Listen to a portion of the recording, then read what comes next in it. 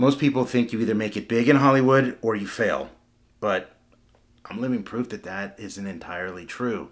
See, in this industry, there's a lot of factors in making it, determining on what your view of success really is. I mean, we have the A-listers that you see every single day on TV, on social media, your Timothy Chalamet, your Jennifer Lawrence's, The Rock, Jacob Elordi's, all these people that you see on TV. But the thing is, I'm part of a group which is the heart and soul of the industry that keeps the industry going.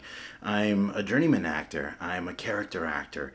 I'm the guy who lends a voice to the parts that aren't as glamorous, maybe in the script, but sometimes they do have the heart and soul of the script, and sometimes, a lot of times, we are the scene stealers. And to be honest, we're the ones that consistently work throughout our whole careers. There's not a lot of glitz, there's not a lot of glamour, and I consider us like the character actors as kind of like the offensive linemen. If you know football, offensive linemen are the big workhorses that help the playmakers make those fancy plays that are in the highlights you see in the news, and Sports Center highlights. The quarterbacks get to toss it to the receivers or the running backs run it through, but it's the offensive linemen that are down in the trenches doing their dirty work and blocking and making sure that those opportunities are open for their teammates to shine. And that's how I see where I'm at. I have always thought about this industry like when I was in grad school. You go to grad school to pursue a certain thing. Like either you go to medical school and you're gonna become a doctor. Hopefully you go to medical school, you become a doctor, you put in that time, and then you specialize, either you become a surgeon, a pediatrician, whatever it is. And you go to law school, you're gonna be a lawyer. When you're an actor, I mean, that's the goal. The difference is you don't have that clear cut, framework for you to streamline you into becoming a doctor, a lawyer, or whatever it is that will get you there. With acting, you have to audition, you have to earn the parts, and a lot of times it's just totally out of your hands. And while I was in grad school, I wasn't sure where I was going to end up. I mean, I'm a heavy set fella. I'm a big guy. Look, I have like my little watch burn from working out, but I just wasn't sure where I was going to fit in as a character guy. And while in grad school, I was newlywed, and I wanted to start this life. And I was already going to be 30, 31 when I graduated, 30 when I graduated grad school. So I wasn't a spring chicken either. So I remember hearing a story about Ang Lee and I think Dean Koontz as well, where I think Dean Koontz was already working a job and Ang Lee was right out of grad school. And obviously they had passions, they had dreams that they wanted to pursue. Dean Koontz wanted to be a writer, Ang Lee wanted to be a director. And so they made a deal with their wives. And they basically, this is the deal, that they said 5 years. You have 5 years to pursue your endeavor, your creative endeavor. Dean Koontz, you're going to write. Ang Lee, figure out what you're going to direct, find a project, and you're going to do it. And after that 5 years, if it doesn't pan out, if it doesn't seem financially responsible for our family, you've got a family, you've got kids, then you got to give it up and you got to pursue that big boy job, right? That 9 to 5 cubicle sort of deal.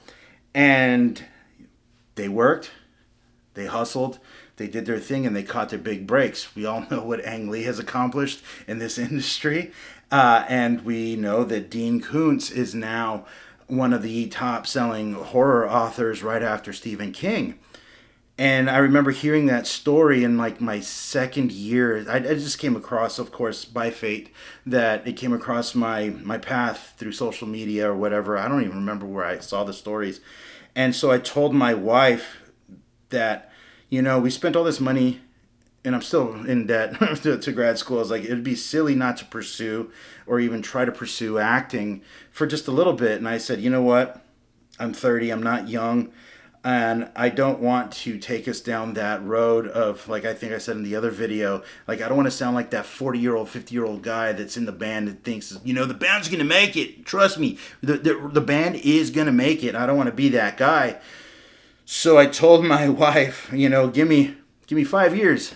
And after I graduate, so, starting from like May, there was two graduations. We had the small school, the new school for drama graduation in the May 22nd, and then the big overall new school graduation on the 23rd. I said, give me 5 years from those days. And if I'm not doing this as an actor, then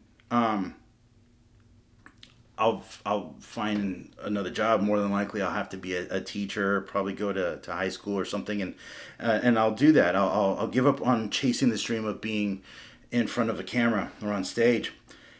And lo and behold, 2 weeks after graduating, I booked my first commercial, and I thought, oh my God, this was going to be it. This is my opportunity. I hit it big 2 weeks out of graduation, out of grad school. This is easy. Like, what is going on? And then, well, reality hits, and I didn't book anything after that for about so it's June, so it's July, August, September, October, November. 5 months later, I get another commercial, and it was a New Jersey Lotto commercial. I was like, boom, again. I was like, oh my gosh. So then my wife is like, okay, remember, you got 5 years. So I made some paychecks. I did my first big commercial. The first commercial was with AT&T and the New York Yankees. So it was a pretty big one. And then I booked my first TV show in February of 2015. Then I booked my second one, and that was in April of 2015. And then my Must Join in July of 2015, and these were all like little co-stars. The first TV show I ever did was Louis, with Louis C.K., and then I did this show called The Characters on Netflix, where I was playing a security guard at a bus station, and Bobby Moynihan slaps me with a wad of cash. And then my SAG, my Union Must Join job, was Mr. Robot, which I got edited out of. And I started hitting a trajectory, and I think I said this in the last video, is like, you think you're headed toward a certain goal. Like, I thought next up was, a bunch of recurring guest stars and then maybe a series reg. And it hasn't quite panned out that way, but I have been landing guest stars, top of show guest stars. And in the last few years, I've hit just a big string of these recurring, these guests, top of show guest star. And the guest star, for those that aren't familiar with the industry, it's basically, the easiest way I can explain a guest star is, if you watch a Law and Order, it's usually the victim of the crime of a family or the murder suspect, the criminal in charge of the crime committed in that episode. And actually, I was the bad guy in a couple of Dick Wolf shows, in Chicago PD and Law and Order, and yeah, I think there was another one, because I did the two FBIs, but I wasn't a bad guy in those. But either way, I wasn't at series reg fame. I wasn't, at a lead in a film. But I do have to say that over the last 11 years, I've managed to keep and retain eligibility for my health insurance, which is a victory in and of itself for me and my kids. I have had a few close calls where I was going to be a series reg, where there was those emails, that went back and forth. Hey, are you available to travel? Hey, you're our guy, he's our guy, but it's got to go to the network. And then something happens where they go a different direction, or they change the character ethnicity completely, and that's showbiz. And I think about those moments where I was like, man, I really wish I had gotten that job. But then sometimes you have to look back, hindsight is always 20/20. And it's like, man, I should have done this, I should have done that. But sometimes, and a lot of times, those jobs that I really, really wanted, they ended up falling through. the show either gets canceled or it just bombs completely. And I feel for the people that did get the role, and I want it to bounce back for them, because I have no malice in my part. Yes, sometimes I'm like, oh, that guy got it again, or oh, I'm always losing out to this one guy, or someone else, and that does happen from time to time. But what I do have to be grateful for is that the jobs that I missed, there have been others waiting in the wings to catch me and help us pay bills. And for 11 years, we've been taken care of through acting, and it helps us, my wife, who works a full-time job, and we have managed to feed our kids, to clothe our kids and ourselves, and provide wonderful living arrangements for ourselves and our kids.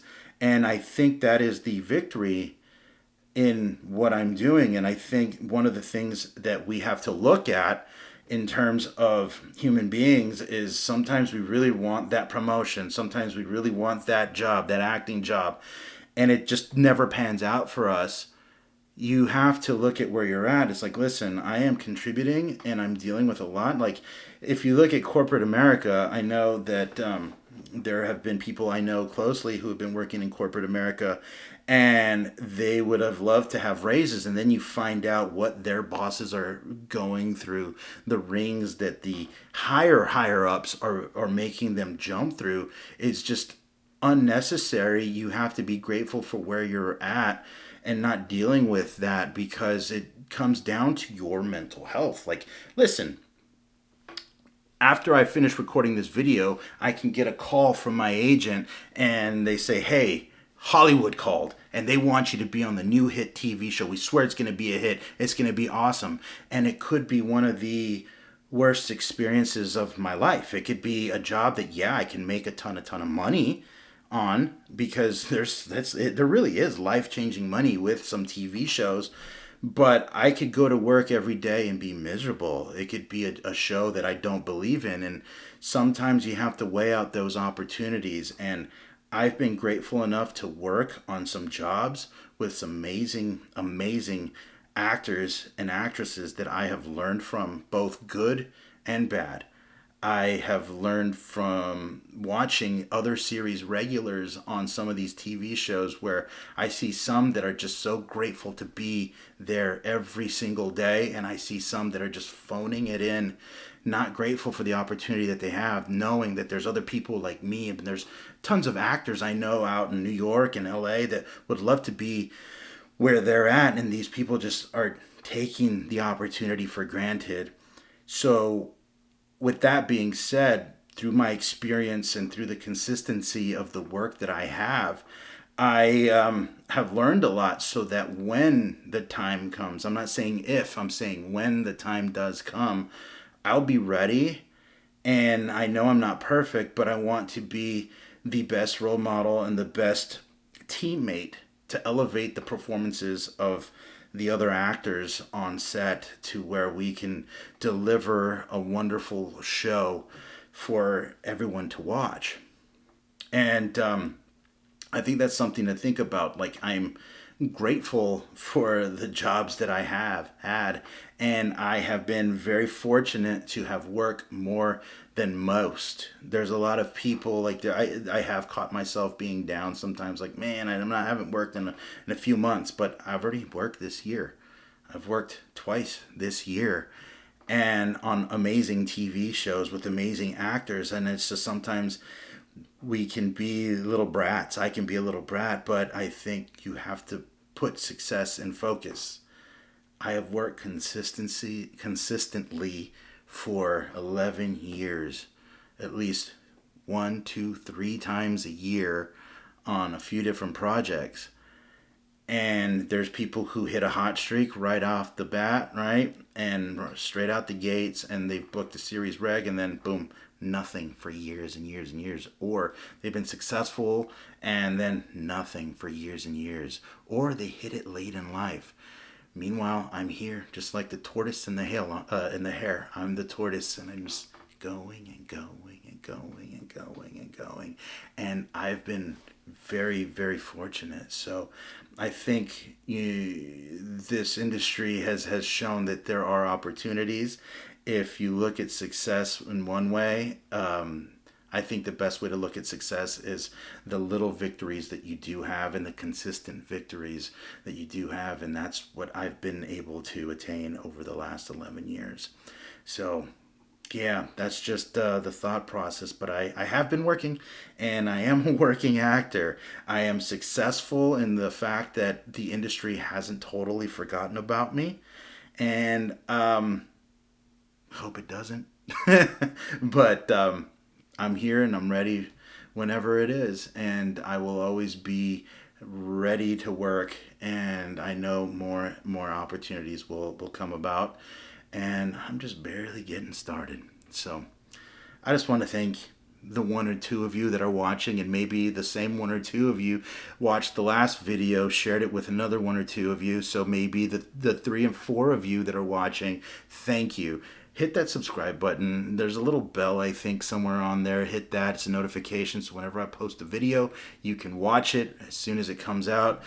Comment some of the things you'd like me to share if you have any questions. But just always look at the cup half full, right? Sometimes we think that we're not where we're supposed to be, or that we're not successful. But listen, if you have a roof over your head and you are doing well, you're eating, you've got your bills paid, you're successful. And I have been successful in this industry. Am I famous? No, not by any means. I mean, no one's going to stop me out in the street unless they have this obscure fascination with character actors. So that's me.